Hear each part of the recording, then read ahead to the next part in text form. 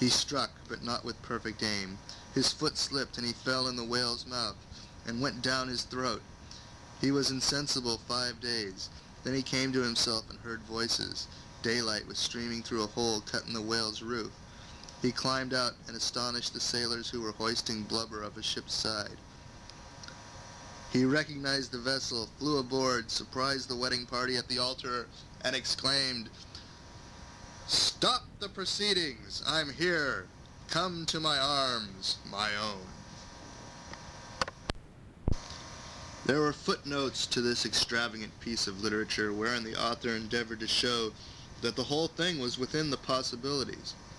He said he got the incident of the whale traveling from Bering Strait to the coast of Greenland, 5,000 miles in 5 days through the Arctic Ocean, from Charles Reade's "Love me little, love me long," and considered that established the fact that the thing could be done.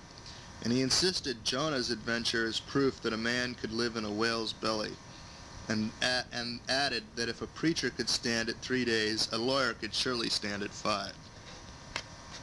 There was a fiercer storm than ever in the editorial sanctum now, and the stranger's was peremptorily discharged, and his manuscript flung at his head.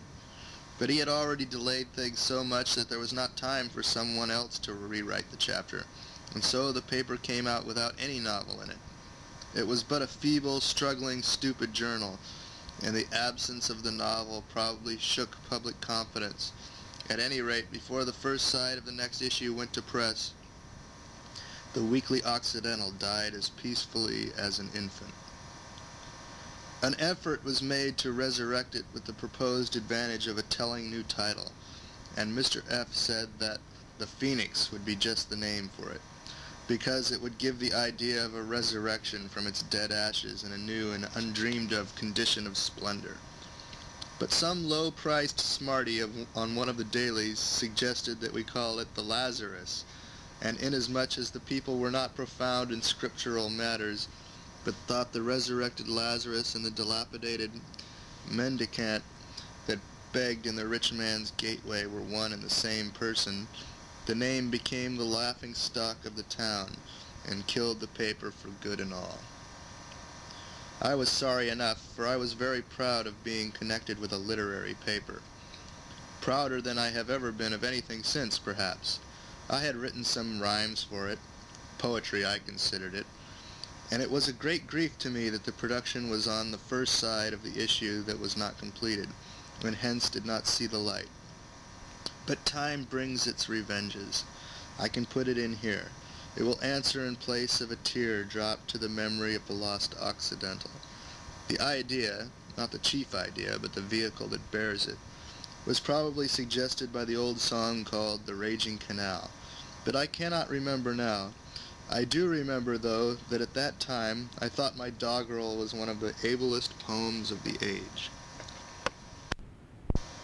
The Aged Pilot Man. On the Erie Canal it was, all on a summer's day, I sailed forth with my parents, far away to Albany. From out the clouds at noon that day there came a dreadful storm that piled the billows high about and filled us with alarm.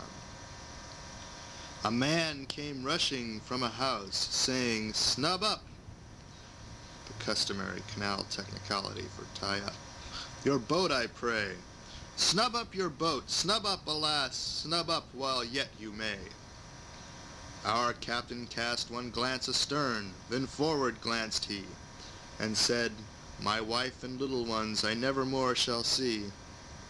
Said Dollinger, the pilot man, in noble words but few, "Fear not, but lean on Dollinger, and he will fetch you through."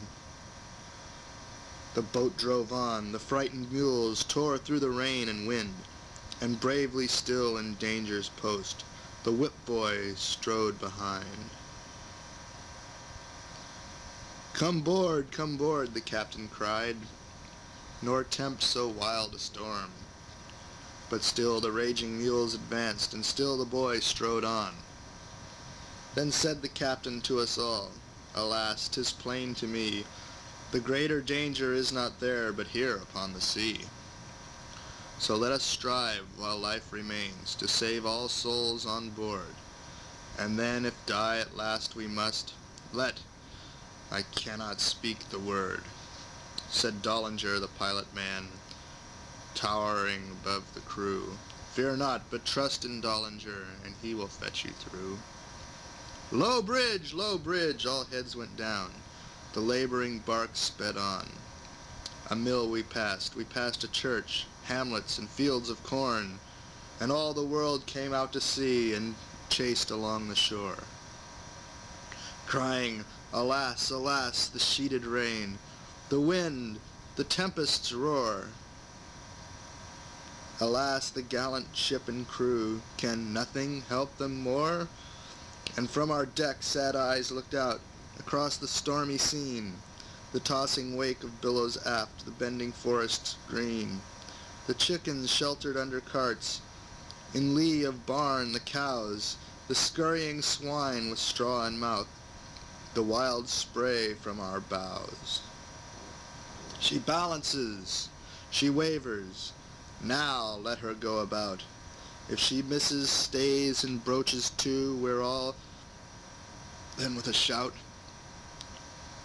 hooray, hooray, avast, belay, take in more sail, Lord, what a gale! Ho, boy, haul taut on the hind mule's tail. Ho, lighten ship, ho, man the pump, ho, hostler, heave the lead, and count ye all, both great and small, as numbered with the dead. For mariner for 40 year, on Erie, boy and man, I never yet saw such a storm, or one with it began.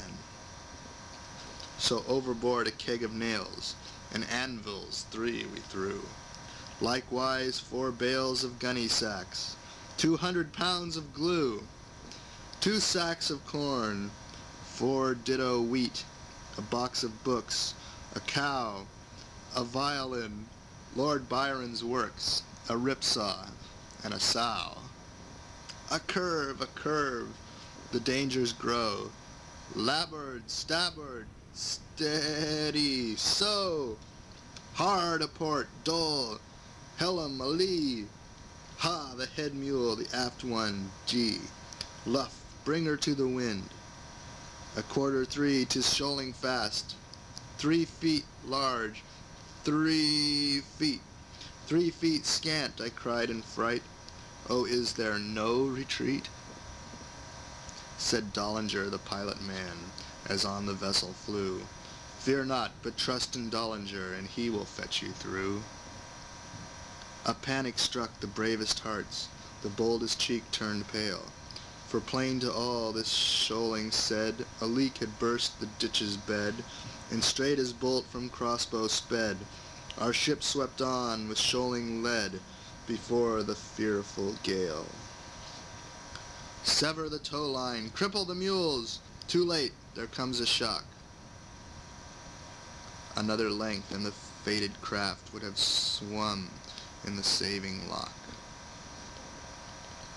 Then gathered together the shipwrecked crew, and took one last embrace, with sorrowful tears from despairing ears, with sorrowful tears from despairing eyes, ran down each hopeless face, and some did think of their little ones, whom they never more might see, and others of waiting wives at home, and mothers that grieved would be. But of all the children of misery there, on that poor sinking frame, but one spake words of hope and faith, and I worshipped as they came. Said Dollinger the pilot man, O brave heart, strong and true, fear not, but trust in Dollinger, for he will fetch you through. Lo!